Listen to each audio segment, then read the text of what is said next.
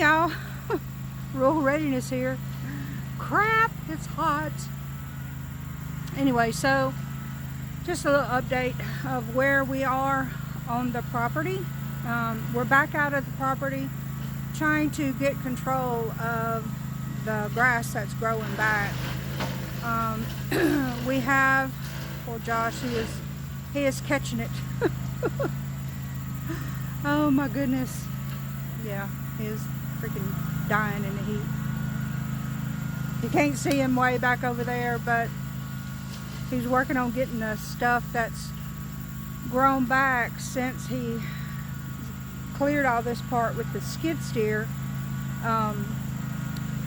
When he cuts it down with the DR shaves off all those stumps that are, you know, not big, but pretty large.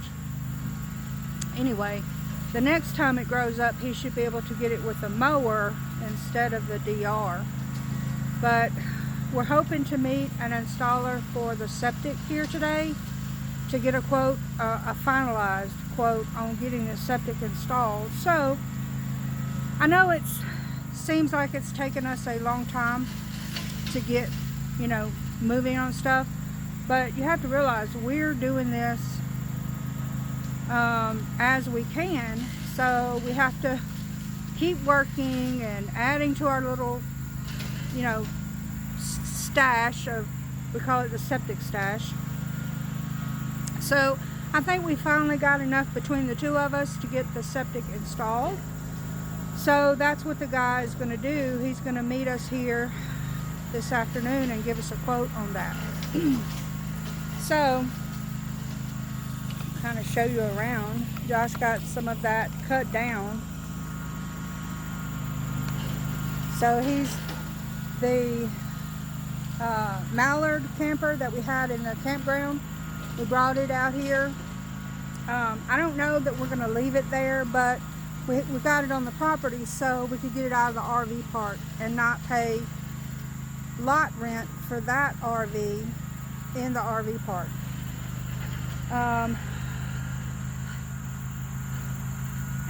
Oh my goodness, can't even see him over there. Anyway, moving you around.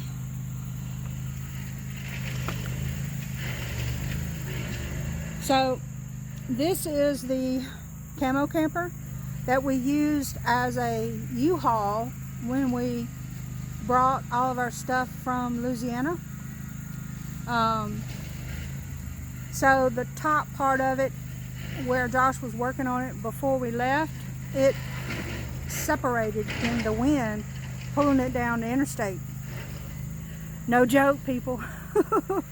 So when we got here, we parked it here and put a tarp over it until Josh can complete the roof repair. He's thinking about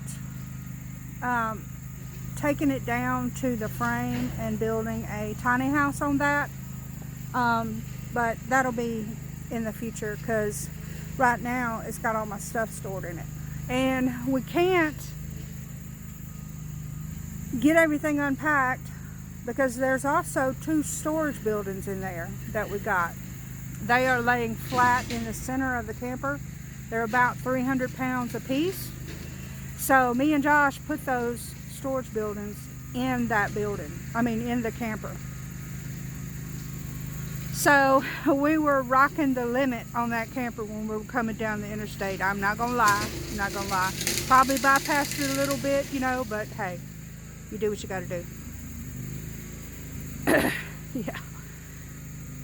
Yeah. Anyway, we can't make a decision on where to put the storage buildings until the septic is marked and we know where exactly the septic is going to be. We've got it approved.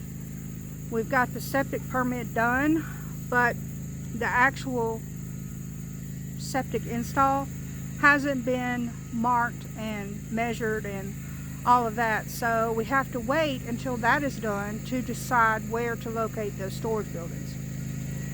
So yeah, anyway, here he comes back. Look, Oh my God. Can I tell you that DR mower was worth every penny that we spent on it. All right, I'll bring you back. So Josh is continuing to work with the DR mower, which it would be better if we had like a bush hog, but we don't have one. So one day in the future we'll have a bush hog, but right now we don't have one. So he was able to finish, or you know, get the biggest part of it done. And that brush pile right there has big logs in it, like this big. So I told him that we needed to move that brush pile over to the big brush pile we have over here in front of the barn, so we can either burn it, but we got to be here in order to do that, because we don't want to set it on fire and then leave it, right? And then he'll be able to cut that section with the DR, but the logs are too big for the DR to go over.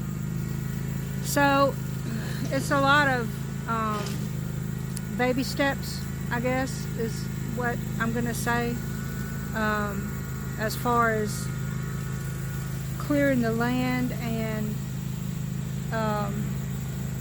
getting it ready to move on to, right? So the septic guy hasn't made it here yet, so I don't know how that's gonna play out, but we need septic first. Yeah, that's our big expense. So I'm kind of worried about that, because it's a lot of money, and we've been, like I said, we've been stashing away our dollars, you know, and hoarding our pennies, trying to get ready for that first big expense. And the rest of it, we're just trying to do baby steps and get where we need to be so that we can be here all the time. It's so quiet. And over there on the other side of the barn, where we decided we're going to put the campers until Josh wants to build. Josh is pretty hot, and I'm trying to make sure that he stays hydrated. So we're just waiting on the septic guy, and Josh is doing the things. He's doing all the things, and I'm trying to help him as I can, you know. But we'll see what happens when the guy gets here. So that's it for now, and I'll bring you back. So I had to put Callie in the Excursion and turn the air on for her so I can cool her down and give her some water. She's too freaking old for this shit. But we did hear from the septic guy. He's on his way, so that makes me feel a lot better, because I was wondering, I was like, well, maybe he's going to be a no-show, you know? So we'll see when he gets here. Josh got the zero turn and got it cranked, and he's on the other side of the barn. Let me turn you around. So there's that end, and I'm sure you hear the Excursion running, but there's the Camo Camper. There's the Excursion. Callie's in the air conditioning. I'm like, come on here, old girl. And then there's the barn. Okay, well,